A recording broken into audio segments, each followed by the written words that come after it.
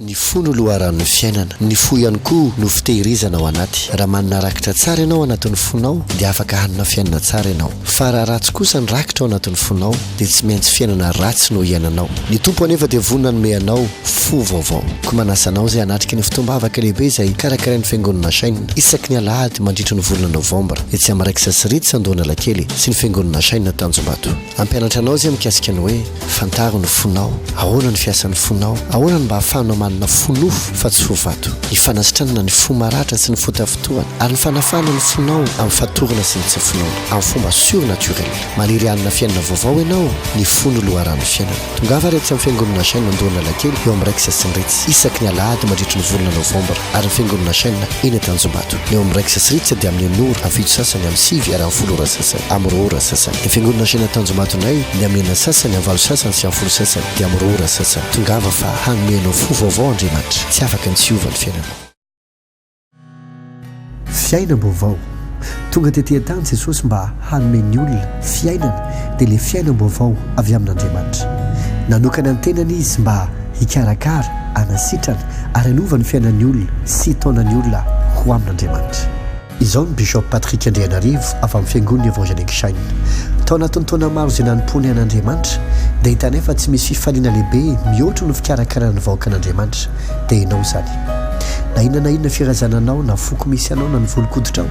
manan-danja lehibe amin'Andriamanitra ny fiainanao, ny zavatra mahazo anao, ny nofinofinao sy ny fanirianao, azany koa no mahatonga azy ho manan-danja aminay. Nanokana ny fiainanay izahay mba hitondra ny fitiavan'Andriamanitra sy ny herin'Andriamanitra ho an'ny rehetra, hahatonga ny fiainan'ny rehetra ho feno voninahitra.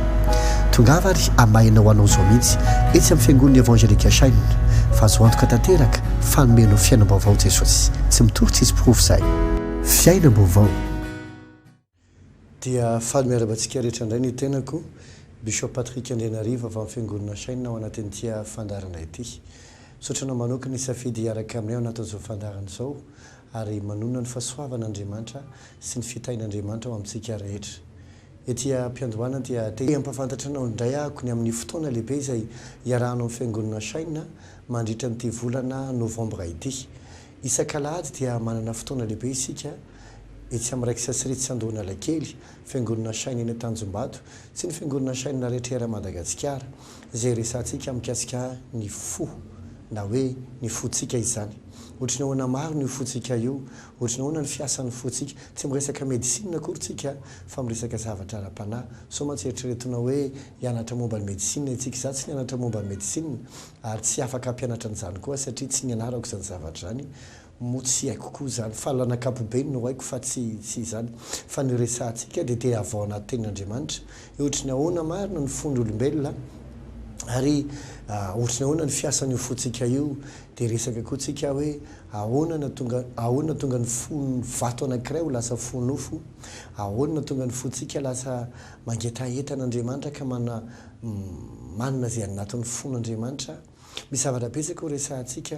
satria avao anatin'ny fo ny voan'ny zavatra tsara rehetra amin'ny fiainantsika olombelona izany. Tenin'Andriamanitra dia milaza ao am-bokin'ny Ohabolana toko fahaefatra ka ny andininy fa 13 toy izy hoe tandremo ny fonao mihoatra noho izay rehetra tokony ho tandremana fa avy ao aminy no hiavian'ny aina. Tandremo ny fonao mihoatra noho izay rehetra tokony ho tandremana, mihoatra noho izay rehetra tokony ho tandremana, izany hoe be da be ny zavatra tokony ho tandremana. Hoe mila mitandrina amin'ny naman-dratsy, mila mitandrina amin'ny fitenitenenam-pona, mila mitandrina amin'ny fanaovana zavatra manimba ny tenanao na manimba ny hafa, mila be da be betsaka ny zavatra mila hitandremana mba hahasoanao izay mitandrina azy sy ny manodidina anao ihany koa. Kanefa Baiboly dia milaza hoe raha misy zavatra tena tokony ho tandremana mihoatra ny zavatra hafa rehetra dia ny fotsika. Nahoana ny hoe ny fony tsy maintsy tandremana mihoatra no zavatra hafa rehetra satria hozy izy hoe avy ao aminy no hiavian'ny aina. Izany hoe ireo zavatra rehetra mikasika anao sy izay zavatra rehetra ataonao na hifandraisanao amin'ny hafa dia avy ao anatin'ny fo avokoa ny voan'ny zavatra rehetra. Ohatrany hoe alavisaratsiana hoe misy olona mipetraka any ambanivohitra dia manana lavadrano misy loharano anankiray izy. Io rano io no ivelomany sotrony androny ikarakarany famboleny ikarakarany fiopeny tsika olombelona tiana tsy afa misaraka amin'ny rano ny fiainatsika dia rehefa fisarantsena nefa tsisy loharano mihitsy afa-tsio fa ny zavatra antranga sady anarian'olona fako ao anatin'le loharano anarian'olona malotony biby fiomby izay iny tesy teo opiny no nefa io koa no sotrony io koa no androny io koa no anaovany sakafo io ny anasany lamba dia nefa tefa kokoa na afako na malotony biby zay zavatra rehetra marabatonga izy mifangaro daholo na pozina na iny dia mazava ho azy namon'ny tenany sy ny zavatra rehetra zay ataony izy tatahaka n'izany hoa ny endrik'ilay izy ohatrany hoe avy ao ny avian'ny zavatra tsara rehetra ao anao nefa raha vo tsy hitandremanao dia anao ihany manimba ny tenanao zava-dehibe loatra ny fahafantarantsika ohatra ny ahoana marina ny fotsika ary ahoana ny fomba hikarakarana azy hanovana azy satria raha ny fony loharan'ny fiainana midika zany fa na dia omena asa tsara aza ny olona anankiray rehefa ratsy toe-po izy na ratsy ny fony tsy entiny zavatra zay ataony ka io ny loharan'ny fiainana na omena vady tsara koa ary izy be da be ny lehilahy maniry manina vady tsara be da be ny vehivavy maniry hanina vady tsara ary matora kotona rasona nambady andrina nambady andrina dia nietretony hoe mety amiko ty na ohatra zao ty kanjo maro amin'ny olona rehefa avy eo ny mikorotana tokatra miady lava tsy dia tena hoe eo ihany mety toetra tsy dia tsara nanale iray na nanany anankiray fa ny fo mihitsy no simba ka ny fotsika tena saropady sady sarobidy ary Andriamanitra matoa miteny hoe tandremo io Andriamanitra ngeny nahary atsika Andriamanitra mahafantatra ny fomba fiasan'ny fiainantsika ray manontolo ny fiodin'ny zavatra rehetra tsisy olona afaka han'olo-tsainan'Andriamanitra tsy hany mihitsy loharan'ny fiainan'Andriamanitra loharan'ny fiainana zao dia niasa ny vola maharanga loharan'ny fiainana zao dia zao azo tsia Andriamanitra nge enao nge voaingana kely ny tonga teto tany vo 10 taona angamba na 70 taona na 20 taona ary na mety voaingana kely vo 20 taona na 12 taona vo vina anao ny tonga teto tany Andriamanitra efa teo foana hatramin'izay ary Andriamanitra ihany nampiten'ny mpanompony dia Solomona na Baiboly tsy misy zavatra vaovao ety ambonin'ny tany ka enao mieritreritra hoe sa zao ty na zao ty zavatra efa taloha zany zao ndray zao moderna sy namany sy namany aza tiny f'Andriamanitra ihany koa no milaza amin'ny faminaniana Isaia hoe izy no milaza ny farany any amin'ny voalohany dika zany efa fantatr'Andriamanitra ny faran'ny zavatra rehetra ny faranao ny faran'ny tantaran'izao tontolo izao ka raha miteny amintsika Andriamanitra mba endry mba tonga saina aingana fa Andriamanitra ny raha sanatria ka maty anao na rava ny zavatra zay ataonao tsisy fatiantoka ao an'Andriamanitra izy fa fatiantoka ao anao hoe ary raha endry koa ianao tsisy tombotsoa an'Andriamanitra fa tombotsoa anao hoe tsisy ninina anapitsika an'Andriamanitra hoe rehefa endritsika dia miendry Andriamanitra na rehefa adalitsika dia mikorotana koa Andriamanitra tsia Andriamanitra dia afa-po amin'ny tenany ny antony tsara rehetra dia ho anao fa tsy ho azy na misy ianao na tsy misy afa-po amin'ny tenany foana Andriamanitra fa tombotsoa anao ny fisinao sy ny torohevitra omeny anao satria ny tena fitiavana dia tsy tia tena fa mihevitra ny hafa fieverana ny hafa fieverana ny hafa raha toa Andriamanitra ka naniraka ny zanany tokana dia Jesosy ho fato antsika dia no tsara tsy hoe satria mijaly loatra izy fa very ianao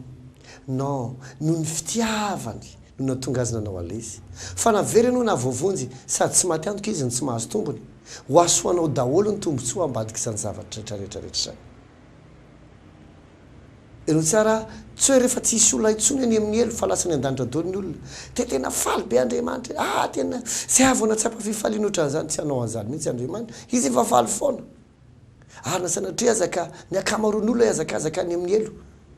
dia iny Andriamanitra dia malahelo foana isan'andro dia mitoloko non Andriamanitra afa-po amin'ny tena ny faly inona ny tiako tenenina amin'izany dia Andriamantsika mieritreritra hoe miankina amin'izay ataontsika koa hatramin'ny tempérament an'Andriamanitra tsy ny fahatakarantsika an'izao zavatra tena amin'izao dia tonga anao ahita fa na ny fitiavan'Andriamanitra anao ary tsy miova zany na ahoana na ahoana fa matoa izy miteny amintsika zafady dia ny azosoantsika ny antony ny azosoantsika ny tanjony ho zay tandremo ny fonao mihoatra no zay rehetra tokony ho tandremo fa avy ao amin'io no hiavian'ny aina ka izay ny mahatonga antsika mianatra momba ny fo ary ivavaksika sampianatra anao zay ary ivavaka anao mba anafaka ny fonao amin'izay zavatra mangejana mamatotra azy. Afaka mameanao fo vaovao Andriamanitra, afaka mameanao fo nofo Andriamanitra, afaka mameanao fo tsisy fatorana Andriamanitra, afaka mameanao fo feno fitiavana Andriamanitra, afaka mameanao fo feno faletretena Andriamanitra, afaka mameanao fo feno fahendrena Andriamanitra. Ary manova ny fon'ny olona zay adaladala. Fa sy ny Baiboly dia aminazy hoe fa ny fon'ny ty fireneny ity dia efa adala. Dika zay zany misy fon'olona ohatry ny adala, tsy adala versaina ny teniteneny nefa fa rehefa hianaritsika dia ho hitanao ohatry ny ao zany fo adala. Ahoana tonga ny fotsika ao hitahiry fahalalana so feno fahendrena mba hasoa atsika. Fa avy ao anatin'ny fotsika no ivoahany zavatra rehetrarehetra, na tsara io na ratsy io. Avy ao anatin'ny fo ny loharano ny zavatra rehetra, io ny loharano ny zavatra rehetra. Alefy saratsana nge sanatrehany zany ho atsika rehetra mampiasa ny rano jirama ka hoe misy tsy voadio sanatrio aty exemple ty fa tsy tena zany akory so dia misy mandraresaka fafa toko ohatry ny raha misy zavatra aretina mandeha ny anatin'ny rano ka tsy voadio ohatra zay misotro rehetra tonga dia tantara hafa nytoyany. Dia ohatra zany koa le izy ny folo loharan'ny fiainanao amin'ny fotoana tafiditra napozina, tafiditra na zavatra tsy te tsara zay ataonao rehetra zavatra tsy daholo ny atera. Tsongevaka itsika ten'Andriamanitra ao am-bokin'ny Jeremia vaka itsika vetivety mikasika an'ity resaka fo ity fa Jeremia toko 17 mahatonga saina be ny zavatra resan'Andriamanitra ary tena mila mieritreritsika hoe ahoana mba hafahako manana fo tsara raha izany. Jeremia toko 17 andiny 7 sy ny andiny 10 zao lazainy ny fo dia mamitaka mihoatra noho ny zavatra rehetra sady manana aretina tsy azo sitranina. Iza moa no mahafantatra ny aminy? Zao Jehova dia mamaly izy, zao Jehova no mpandinika ny fo sy mpamantatra ny vo mba hanome ny olona rehetra araky ny aleany avy dia araky ny vokatry ny asany. Hoy izy hoe ny fo dia mamitaka mihoatra noho ny zavatra rehetra sady manana aretina tsy azo sitranina. Tantara be mihitsy zany. Be da be ny olona amin'izao zay tratry ny AVC, tratry ny areti-po, tratry ny faharera-po, faharera-tsaina. Tena betsaka mihitsy satria me mafy ny fiainana, mety volany olona, mety tenany olona, me mitombo ny faratsy ny olona, na ny tanora na lehibe tena mivadika olo-kafa mihitsy amin'izao zay tena mampalahelo ary misy simba tsy kelikely ny fiarahamonina. Tena mihita mihitsy efa akaiky ny farany, maromaro koa efa tonga ny farany. Kely sisa dia ho avy Jesosy ny amin'ny raha alanitra. Efa miseho daholo ny famantarana rehetra. Na hiteny azy anao ny fivavahana kristianina dia fivavahana diso, fivavahana kristianina dia fivavahana tsy marina, eno tsara. Tsy misy tena profesina faminaniny. Tena hoe tena mipetrapetraka, accurate izy ny tena anglisy, mipetrapetraka hatrany amin'ny Genesis ka hatraty amin'ny Apokalipsy. Zay mpanoratra samy hafa avokoa no nanoratra azy tamin'ny vanim-potoana samy hafa avokoa. Misy tamin'ireny tsy nifanena akory fa efa maty ny vao minany anankiray kanefa jerefa mipetrapetra ary mitombona avokoa. Tsy misy zavatra midify ao anaty Baiboly ny zavatra mitranga.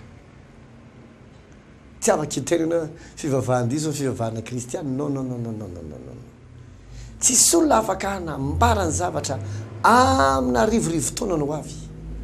Tsy resaka développement na subconscient ntsony zany, tsy resaka intuition ntsony zany, fa tena fanan'Andriamanitra. Ry mpiaino sy mijery mahafinaritra isany mamela hiteny aminao mila voniny ianao ioana fa ho avy Jesosy. Ataoko anaty fonteny zay. Hoy izay ny fo dia mamitaka mihoatra noho ny zavatra rehetra. Mamitaka mihoatra noho ny zavatra rehetra. Tsy rehefa tsara izy ny teny tamin'ny voalohany avakitsika teo hoe tandremo ny fonao mihoatra noho ny zavatra rehetra. Satria nahoana raha misy koa tena mamitaka mihoatra noho ny zavatra rehetra dikan'izany ny fitiavan'ny olo-kafa mety mamitaka, ny teny rakoto sy rasoa mety mamitaka, ny vola mety mamitaka, ny endrika ivelan'ny olona mety mamitaka, petrabe zany zavatra afaka mamitaka. Fa raha misy tena mamitaka dia tsy le olo re, tsy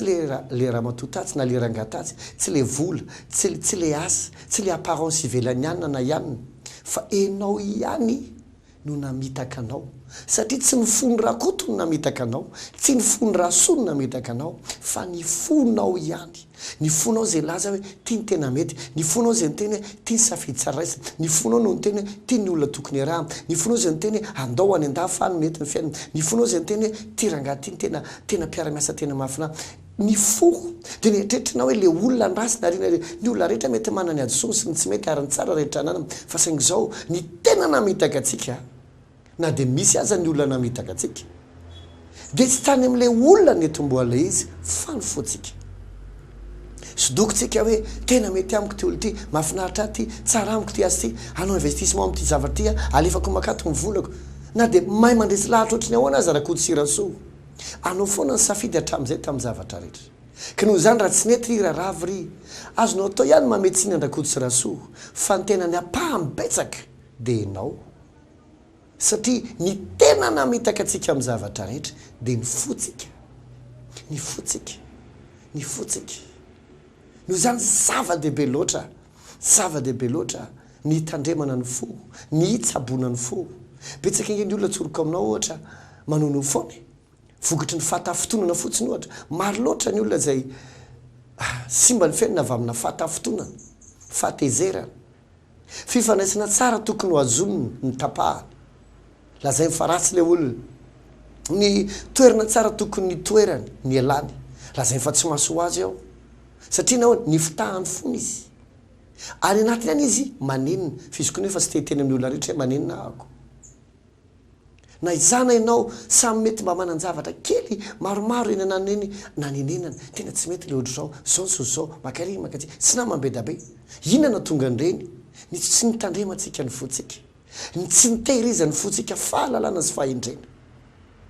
Fotoana zao hanasitrana ny fotsika amin'ny fahatafitonana, amin'ny aretina, amin'ny alahelo lavo, amin'ny lolopo, amin'ny fo ohatry ny vato. Fotoana zao raha ny fo loharano ny zavatra rehetra, dikan'izany tsy dia tena fanasitranana ny vatana ny mahamaky indrindra fa mifanasitranana ny fo. Raha ny fo loharano ny zavatra rehetra, tsy ny fiovam-bady na ny fiovana firenena na ny fiovana asa no tokony hamaky indrindra fa ny fanamboarana ny fo. Fa nahapetraka amin'ny toerana ambony sady tsara azy ianao, entourena olona tena mahafinaritra sady tsara azy ianao, raha ny fonao mihitsy ny misy olana dia lazainao fa ny olona manodidina foana ny olana, satria fitahany fonao ianao. Mamitaka mihoatra ny zavatra rehetra izy, mamitaka mihoatra noho ny zavatra rehetra, mamitaka mihoatra noho ny zavatra rehetra. Ry mpiaino mahafinaritra isany, ry mpijery mahafinaritra isany. Tsy mameanao heritreritra ve zany hoe ka ahoana ary na tonga n'ity foko ty tsy hamitaka intsony, ahoana tonga n'ity foko ty tsy hanimba fa mba hasoako. Zay indrindra no anton'ilay fotoana isan-kalahady hampianatra anao zay mikasika ny fo, ny fiasany io fo io. Ohatry ny ahoana marina ny fotsika, ohatry ny ahoana zany fo adala, fo jambo, fo mafy, fo vato, dia ohatry ny ahoana ny ahatonga azy ho lasa fo nofo, fo endry, salama, tsy mahasoa anao. Ahoana tonga ny fonao aniry ny fon'Andriamanitra ka hanina zay anatin'ny fon'Andriamanitra. Ohatry ny ahoana zany hoe zay olona manana fo toritory sy mangorakoraka tsy mba ataon'Andriamanitra tsinitsinina, tsy mba ataon'Andriamanitra tsinitsinina. Raha misy zavatra zany tsy azon'Andriamanitra atao tsinitsinina, tsy ny fanatitra ao ny voalohany, tsy ny vavaka ataonao ny voalohany, fa ny fonao torotoro sy mangorakoraka. Ahoana ny ahafahana manana an'izany? Fa betsaka amin'ny olona tsy manana an'izany intsony. Raha manana an'izany izy dia vokatry ny sasany satria diso fanantanana tamin'ry, na nampirafesiny ry, na tsy azo le zavatra ny eritrerety, na tsy tonga tarehanana, na tsy navita n'ity zavatra ity. Zany mahabrise ny fon'ny olona amin'izao. Fa tsy dia hoe le fanirianan'Andriamanitra loatra. Fotoana zao iovan'ny fotsika. Ny fony loharano fiaina. Ino tsara Jesosy dia niteny ao amin'ny filazantsarany Mateo. Filazantsarany Mateo. Mateo toko fa 5:10. Ozy amin'ny andeniny 9:20 sy ny 9:20. Fa izay mivoaka mivavaka kosa dia avy amin'ny fo, ka izany no mahaloto ny olona. Fa avy amin'ny fo ny ivoahan'ny sain-dratsy, dia ny vonon'olona ny fakambadin'olona ny fijangajangana ny alatra ny ampangalaingy ny fitenenan-dratsy dika zay zany tsy possible ianao hiampanga olona lava foana keritrehitra fianao foana marina tsy possible nge zany hoe rakoto rasoa ranaivo reo rehetrarehetra misy olana daholy fianao reriny tsy isy olana raha toa ka mame olanao daholy ny olona rehetrarehetra mamelahy teny aminao ianao mihitsy ny olan'ny olon-drehetra tsy sanatria milazan'izany mba hanameloka anao fa milazan'izany mba ampieritreritra kelinao kely hoe nahoana tokoa moa no ohatrany ny olona rehetra tena mahasosotra ekenako fa mety mahasosotra tokoa ny olona rehetra fa rehefa mahasosotra ve ny olona rehetra dia tsy maintsy hiova ho tahaka ny olon-rehetra aho sa afaka mahazaka ny olon-rehetra aho ka na dia eo amiko ary izy tsy voatery any ambako misy zavatra anankiray tena nakasika ny foko mitantaraina mpanompon'Andriamanitra anankiray mbola tsy hanao nanarana aloha misy groupena tanora zay tena hoe tena manahirana zay tena hoe vrai bandit ary reo tena tsy matahotra polisy maramila mihitsy mavita mamono olona misy an'izany tena hoe eo izy izy ho avononondry tonga dia eno ihany tonga dia miresaka amin'ny polisy ondana zay anao vengeance zay reo tsy maintsy ataonao ohatr'izao ohatr'izao ary izy tsy matahotra ary na ny polisy ny gendarme ary araky ny voalaza any amin'ny toerana dia matahotra an'ireo dia tsisy mavita miresaka amin'ireo tanora ireo fa tena hoe tena sarotra fehezana dia nisy mpanompon'Andriamanitra anankiray nyresaka tamin'ireo tena ahoana vitanao ve miresaka amin'ireo sosososo zaho ny olona rehetra matahotra ozy hoe zaloha zaho sy izy resaka aminy dia nyresaka tamin'ireo izy dia nyresaka tamin'ireo izy dia maro tamin'ireo no voakasika dia nanomboka ny avoe hoe zay nge izy tsy tianao an'izao fa tsy fantatra hoe fa ohatra misy hery hafa koa manosika anay dia miteny koa sasa zay nge mate ala amin'izy ty fa tsy hitany antsony ahoana ny ataona amin'ny fiarahamonina ary manilika anay tanao betsaka amin'ny tanora amin'izao betsaka mihitsy ny tanora tsy te hanambady satria maratra fo betsaka ny tanora lasa varilavo visy avanina satria reraka ny fo simba ny fo tena betabe ny zavatra mitranga amin'izao nohony amin'ny resaka fo satria nahoana io ny loharan'ny fiainana avy eo ny voan'ny sainy ratsy rehetra avy eo ny voan'ny lainga sy ny fiampangana sy ny fakambadin'olona sy ny fanompotsana ny fo ny olona manana rakitra tsara ho Jesosy dia mamoaka rakitra tsara ka afaka manana izy iny fiainana tsara rakitra tsara dia le trésor aiza le trésor io mipetraka anatin'ny fonao no zany le rakitra nge tsy hoe misy vola anatin'ny fonao hoe fa fisainana eritreritra raisonnement imagination anao zany ao anatin'ny fonao ao ahoana ny fomba hanovana azy ahoana tonga tsika hanina fo tsara ka hanina fiainana tsara ny antony ty fotoana isan-kalady ty dia tsy entina hanampepona olona na haninjotrondromana fahadalan'olona fahadison'olona fa kosa tsy maintsy aseho hoe zao le tsy mety dia ty amin'izay ny atao mba nananao fiainana tsara na izana ianao samy maniry hanina fiainana hiatsara kokoa noho izao mety efa mahafinaritra anao zao fiainanao zao tsy fantatro amin'ny lafiny ara-bola ve sa fahasalamana sa fitiavana sa amin'ny lafinininy fa tsisy olombelona eto ambonin'ny tany na dia efa tonga ny misome amin'ny fiainana azy ka tsy maniry mbola hiakatra indray tonga miteny andeha hanaka-danitra tsy lojika ao anatin'ny olombelona mihitsy ny anaikijanona amina avo anankiray hoe efa tonga eto dia aloha amin'izay minanaka mivokisa mifalia misotro fanako fatapitra amin'izay efa azonao dolo zava-drehetra tsia ozy ny ten'Andriamanitra tamin'le lehilahy ohatreto anaty baiboly hoe aloha amin'izay oaka zay ampy fisasarana fa ndao isotro sy faly amin'izay toy izy ry adala raha nio alana aminao ny fananao aniza zay ny sasaranao dika zay tsisy olo afaka hiteny hoe efa tonga misomy an'ny fiainana ka tsy tokony tsara itsony ka ho tsisy anao hoe za aloha ny foko efa tena tsy hitako tsony ino novaina amin'ny foko e zay fihezan-teninao zay fotsiny dia efa ampy eritreretanao fa misy zavatra tokony hovaina ny fonao misy olona mantsy ny hoe mieritreritra hoe ny olona mbola tsy mivavaka mila miova fo na ny olona mbola tsy nateraka indray na tsy zanak'Andriamanitra dia zany fisainana zany ndray mame eritreritra an'ireo efa zanak'Andriamanitra zany hoe reo efa nateraka indray manana an' Jesosy anatiny hoe za efa niova fo dia tsy mila fiovam-po tsony au contraire ny fanamasina mila mikasika ny fotsika isan'andro mba anantsika fo tsara satria ny andohan'ny fiovam-piainana dia tsy avy amin'ny volana zavatra ivelany fa avy amin'ny fonao satria io ny loharano ny zavatra rehetra no zany zany rehefa te hanova ny fiainanao ny fanamasina ka hanainga anao iatsara kokoa dia tsy opportunité na volana zavatra no omeny voalohany fa ny fonao no hovany ahazaka tsara zay zavatra ho avy aminao sy ny avo mbola hikaranao fotoana zao ivanao ny fo anatsaranao ny fonao indray ao amin'Andriamanitra anasitranina ny fonao amin'ny ratra sy ny alahelo mba hatonga anao hanana fiainana tsara tsy haiko izay olona mety nandreraka anao na sinamasinama no zavatra sy tetianao loatra fa tongava anatrika an'ity fotoana ity etsy amin'ny raika satsiritsy andohana lakely isan-kalahady misy dirana anakefatra ny maraina amin'ny enina dia amin'ny fito sasany dia amin'ny sivy dia amin'ny folo sasany isaky ny adiny ray sasany zany amin'ny enina fito sasany amin'ny sivy amin'ny folo sasany dia ny ariva amin'ny roa sasany fa ny atoandro koa dia misy fotoana amin'ny roa ambin'ny folo sasany sy amin'ny ray sasany dia eny Tanjombato indray misy fotoana anankitelo ny maraina dia ray ny ariva ny Tanjombato amin'ny fiangonana saina eny Tanjombato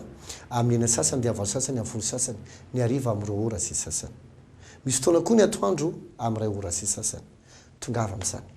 iresaka momba ny fo isika fanovanao iatsara kokoa Andriamanitra matoky efa avoarenao ny zavatra nampianariko ny farany dia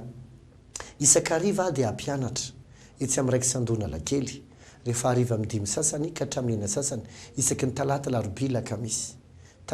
lakamisy ampianatra ako mikasika ny hoe fanasitranana fanafahana fanambinana ary tokatra ny sambatra zany hoe anankiray isan-kerinandro marina fa tsy ho vita ao anatin'ny hoe 3 andro fa izanao fitinina zay tena omeny ny fanamasina important ilainao dia avoakantsika amin'io hoe ahoana atao hoe fanasitranana ny fomba andraisana azy atonga anao salama sy ny ampiasain'Andriamanitra mba hanasitranao kafakoa ianao